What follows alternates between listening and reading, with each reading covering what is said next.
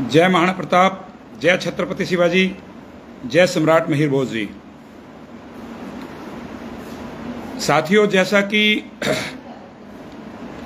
लगातार आप सब युवा इतना प्रयास कर रहे हैं और मेरा भी गला बैठ गया लगातार बोल बोल के भी, फिर भी मैं प्रयास कर रहा हूं जितना मैं एक छोटा सा मतलब आप समझ सकते हैं गिलहरी हूं मैं। इस जो सेतु बन रहा है, राम सेतु बन रहा है, इसमें मैं गिलहरी हूं, छोटा रेत का योगदान दे रहा हूं, कुछ मेरी त्वचा को रेत लग के डल जाए।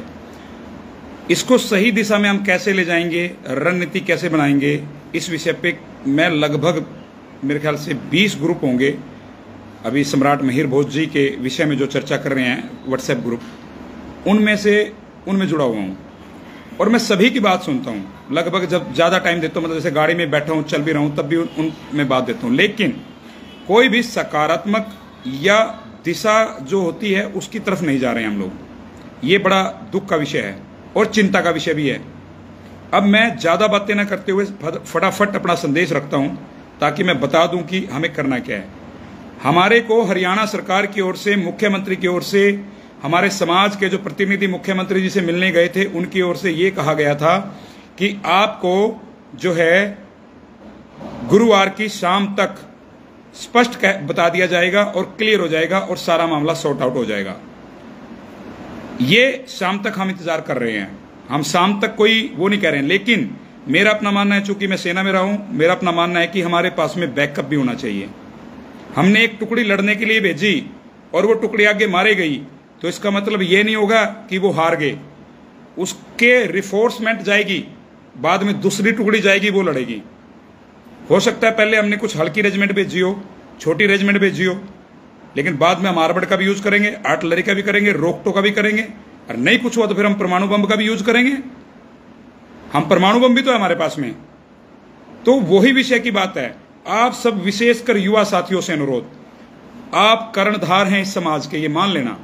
हमारी तो उम्र भी होली, 12 साल हो गए रिटायर होके, फिर भी धक्के खा रहे हैं आपके बीच में, खड़े रहेंगे जब तक अंतिम प्राण है, निस्वार्थ भाव से।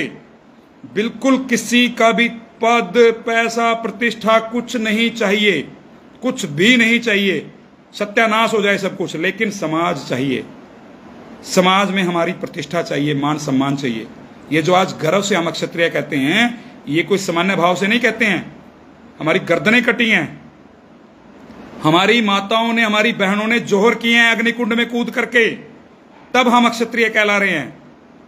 रुक के मारने से क्षत्रिय नहीं बनता, किसी के साथ सेटिंग करने से भी क्षत्रिय नहीं बनता, किसी के पैसे खाने से भी क्षत्रिय नहीं बनता, झूठ बोलने से भी क्षत्रिय नहीं बनता। ये सारा त्याग करना पड़ेगा। और मैं देख रहा हूं युवाओं की ऊर्जा लगातार, पहले दिन से आपके साथ हूं, आपके जज्बे को बहुत हिम्मत है, आप लगातार प्रयासरत हैं, किसी ना किसी भाव से मैं देख रहा हूं। और उन भाइयों का भी जो अप्रवासी भारतीय बने विदेशों में बैठे हैं, बहुत से कॉल आते हैं मेरे पास में, बहुत कहते हैं, कई कहते हैं भाई साहब आपके हाथ में। देखो भाई, मेरे हाथ में कुछ नहीं है, मैं ये पहले स्पष्टीकरण कर देता हूं। मेरे हाथ में इतना है कि अगर अंतिम कुछ नहीं हुआ तो फिर दिखी जाएगी, ये गर्दन है, ये दे देंगे हम अपनी, और क्या होगा इससे ज्यादा। वहीं जाएंगे चौक पे, उसको उखाड़ेंगे सिस्टम को, और अपनी वहीं ढेर हो जाएंगे। बस ये तो मैं कर सकता हूं। अपना सुप्रीम कोर्ट, कोई ना हाई कोर्ट अपना उस पर स्टे दे देगा, एज इट इज रह जाएगा। इतना तो मेरे बस में है, इससे ज्यादा तो नहीं है। क्योंकि इस वक्त में जितना क्षत्रिय एकजुट है, बहुत पहले कभी हुआ होगा। लेकिन मुझे दुर्भाग्य से कहना पड़ रहा है, मैं उन लोगों में भी शामिल हूं, कि नेतृत्व की क्षमता कम है। नेतृत्व दिशा वहीन अगर युवा चला गया, अगर मेरे युवा समाज का युवा भटक गया, अगर मेरे युवा के समाज की दिशा गलत हो गई, तो फिर क्या होगा। आप समझ रहे हैं, सरकारें नहीं समझ रही हैं, लेकिन आप समझो मेरी चिंता को। क्या चिंता है? मेरी चिंता यह है कि अगर एक भी समाज का, दोनों समाजों में से, चाहे भले ही हम कितनी भाईचारे की बात कर रहे हैं, एक भी समाज का किसी शरारती तत्व ने, किसी पॉलिटिकल पार्टी ने, एक भी व्यक्ति की हत्या होगी, उसके बाद आप अंजाम जाते हैं क्या होगा। उसके बाद आप समझ सकते हैं सरकारों का क्या होगा। उसके बाद समझते हैं कि दोनों समाजों में जो उनके समाज की तरफ से भी कहा गया, सदियों का हमारा नाता है, सदियों का हमारा गठजोड़ है, उस गठजोड़ का क्या होगा, और कैसे पूर्वजों ने वो गठजोड़ बनाया होगा, और कैसे आपसी मेल बनाया होगा, और आज वो टूटने के कगार पे क्यों है। और किस विषय पे टूट रहा है, इसको क्यों नहीं समझा जा रहा है? इस पर क्यों नहीं चिंतन किया जा रहा है? इस पर क्यों नहीं समझ रहे हैं हम लोग? युवा हैं, युवा को तो अब कह दो बेचारों को, मैं आह्वान कर दूं भाई आ जाओ यहाँ। मैं तो जब मैं बाद में जाता हूं, पहले युवा मेरे खड़ा मिलता है। मैं उन पे कैसे आरोप लगा दूं युवाओं पे? आज अगर गलती है, मैं एक्सेप्ट कर रहा हूं, तो बड़े स्तर के लोगों की और नेतृत्व की कमी है। नेतृत्व की कमी है। नेतृत्व में किसी को पद का लालच है, किसी को धन का लालच है, किसी को प्रतिष्ठा का लालच है। हर आदमी चौधरी बनने की कोशिश कर रहा है। और मैं हाथ जोड़ के कहता हूं, इन चौधरीपणों से कुछ नहीं लगेगा। चौधरी किस वजह से? हम इस समाज में पैदा हुए तो चौधरी हैं हम। अगर इस समाज में पैदा नहीं होते, कुत्ती नहीं पूछनी थी हमें। दुनिया फिरते हैं, 5-5 लाख लोग इकट्ठे हो जाते हैं, सरकारों को डर नहीं लगता। सरकारों का डेली का काम है, डेली का अनुभव है उनका तो कभी किसान आंदोलन, कभी सिख आंदोलन, कभी राजपूत आंदोलन, कभी गुर्जर आंदोलन, कभी ये आंदोलन, कभी मास्टर आंदोलन, कभी कर्नाटकों का आंदोलन। डेली उनको तो अनुभव है आंदोलन तोड़ना। 1 मिनट में तोड़ देंगे आपके बीच में छुरा छोड़ के, 1 मिनट में लाठी चार्ज करके सेट कर देंगे आपको। क्या निकालोगे इन आंदोलनों से? क्या निकालोगे युवाओं को भ्रमित करके? युवा की कोई गलती नहीं है, ना युवा की ऊर्जा में कमी है, ना युवाओं पे शंका की जा सकती है।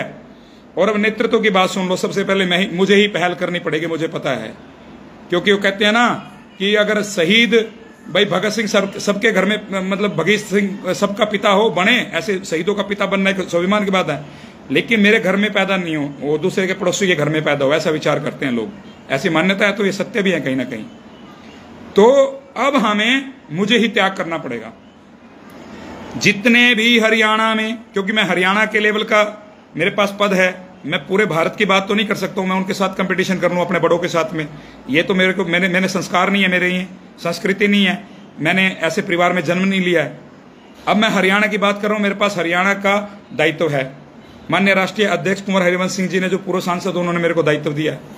अगर कोई ऐसी सहमति बनती है कि जितने भी क्षत्रिय संगठन हैं, अखिल भारतीय क्षत्रिय महासभा ये है, कुछ और भी बनी है, कुछ और भी लोग हैं, जो भी हैं, जिस भी दायित्व पे हैं, राष्ट्रीय दायित्व पे, कोई भी हरियाणा का वासी है, वो मूलतः हरियाणा का वासी है, क्योंकि बात हरियाणा में है, हरियाणा की चल रही है। पूरा भारत, पूरे भारत का ही नहीं, पूरे विश्व का राजपूत आज हरियाणा की राजपूतों की ओर आंखें देख के फाड़ के निहार रहा है कि वो इसमें क्या करेंगे। अगर इसमें कुछ गड़बड़ हो गई, मेरी शंका है, अगर इसमें कुछ गड़बड़ होगी तो किसको मुंह दिखाएंगे हम? किसकी मां को मौसी कहेंगे? कहां जाएंगे? कहां अपनी नाक डबो के मरेंगे इस चौधरपणे के चक्कर में?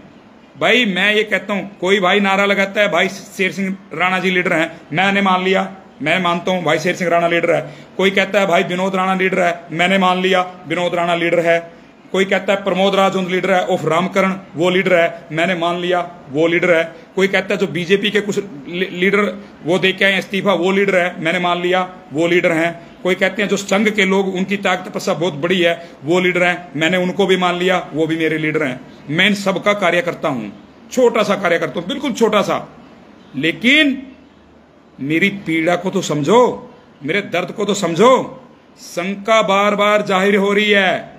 एक बात की शंका जो मैं आप सबके सामने रखना चाहता हूं, जो कुछ शब्द हैं, मैं कोई डंगर तो चुकाई नहीं, मैंने सेना में रहा हूं, आने के बाद भी व्यापार से जुड़ा रहा हूं, समाज से जुड़ा रहा हूं।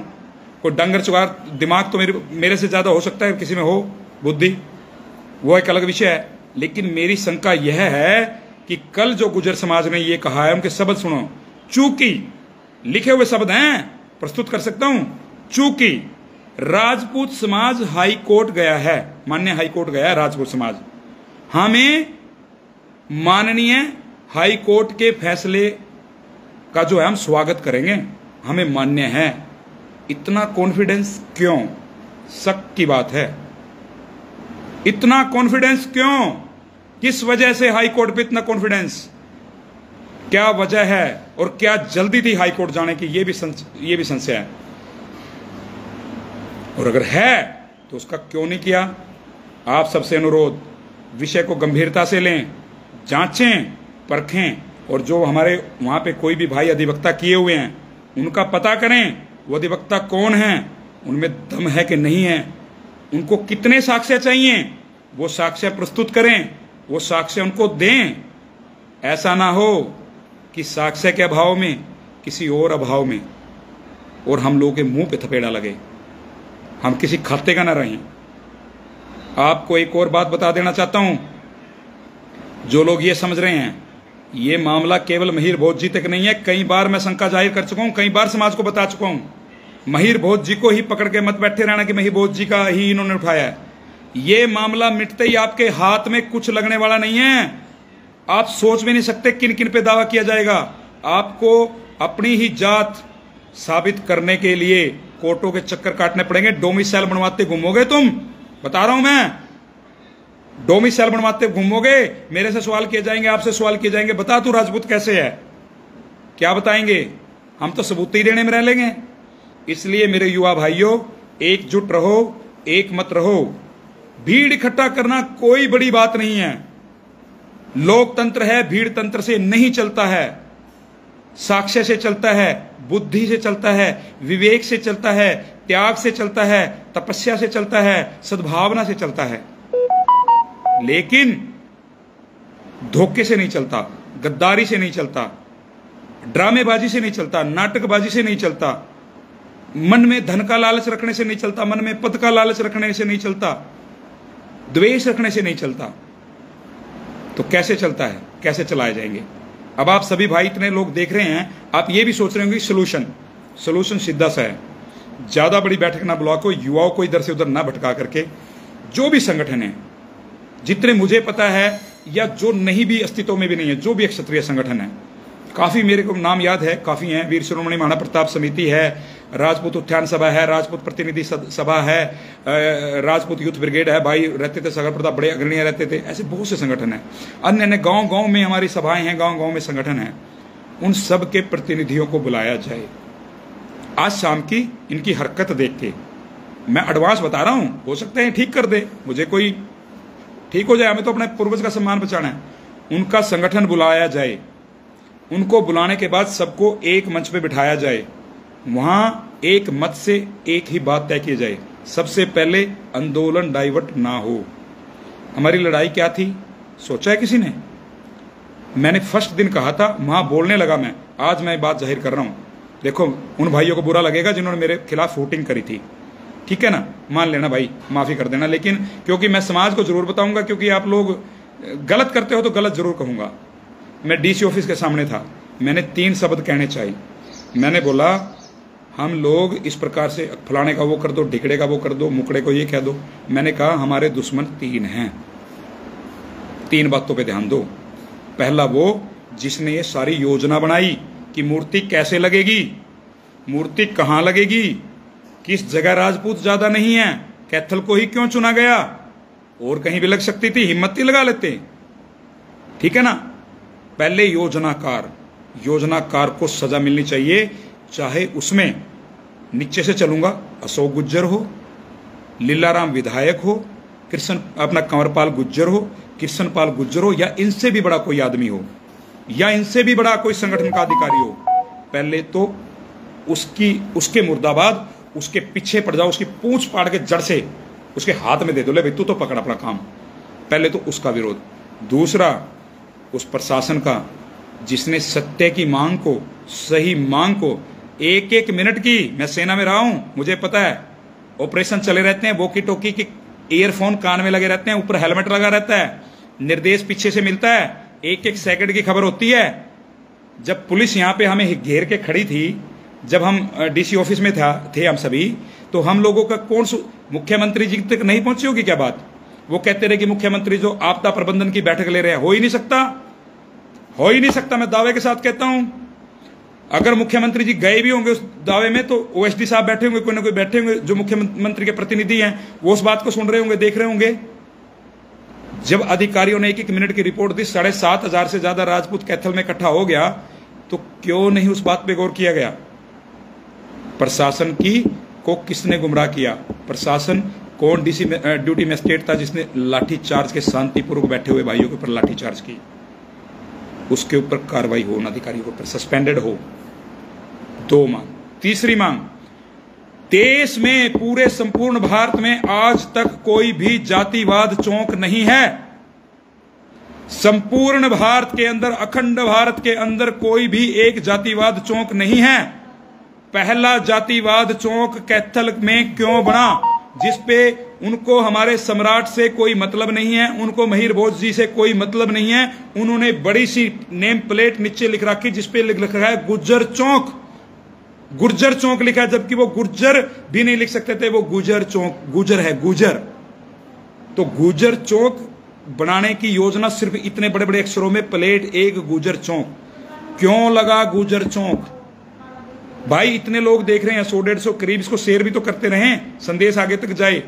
आप ही आप सुन रहे हो, सभी को भी तो सुनना चाहिए, पता लगना चाहिए। बहुत हमारे बुद्धिजीवी बैठे हैं, वो सोचेंगे भाई सुभाष जी कुछ सही कह रहे हो। तो गुर्जर चौक का पहली बार जातिवाद चौक क्यों लगा, उसके बाद में क्या हुआ वो भी बता देता हूं, सरकारों को भी पता लग जाएगा। जिस चौक पर सरकार का प्रतिनिधि आना था, हमारे अंतिम सम्राट, अंतिम हिंदू सम्राट पृथ्वीराज चौहान जी के नाम के सामने हमने हिंदू सम्राट भी लिख रखा था, अंतिम हिंदू सम्राट लिख रखा था। उसकी अवेज में हमारे युवाओं ने जोश में ना सांसद को आने दिया, ना किसी और लोगों को, नेता को आने दिया, और उसका उद्घाटन किया और राजपूत चौक लिखना पड़ा। पहली जातिवादी वहां हुई भाई, दूसरी हमें करनी पड़ी, सीधी बात है। तो इस चीज की शुरुआत करने के लिए, देश में जातिवाद बीज बोने के लिए, वो तो प्रशासन और वो जो 2 विधायक और जिलाध्यक्ष, उसकी कार्रवाई के लिए मांग होनी चाहिए थी। हुई क्या? यू बीजेपी का इसका बंद कर दो गेट, यू बीजेपी का इसके घर के आगे आग लगा दो, इसका पुतला फूंक दो, इनको बाहर धक्के दे दो। इन बीजेपी वो तो चाहेंगे भाई ये काम करना, वो तो चाहेंगे ये काम करना कि इनकी आपसी फूट हो, ये आपस में जूत बजा के उठे। एक और बात सुनने में आई, एक भाई रोने लगा बीजेपी का, कहने लगा, वो कह रहे कि आपको, हम आपको गांव में नहीं बढ़ने देंगे भाई को। भाई कमाल है, विरोध तो जायज है, विरोध का मैं ये नहीं कह रहा हूं बिल्कुल भी, ये बात को मेरे को गलत मत ले लेना कि विरोध नहीं करना है, विरोध करना है, लेकिन एक शर्म, एक लहजा, एक तरतीब होती है। किसी को उसके ही घर में ना बढ़ने देना, ये भी उचित नहीं है। इस पे थोड़ा गौर कर लेना, इस विषय में मैं बोलूंगा नहीं, बंद यहीं से, मैं समझ रहा हूं आपके भाव। उसके बाद तीसरा, जातिवाद चौक लिखवाया गया किस सरकार के टाइम में, ये इतिहास में लिखा जाएगा, किस सरकार के टाइम में जातिवाद चौक बना।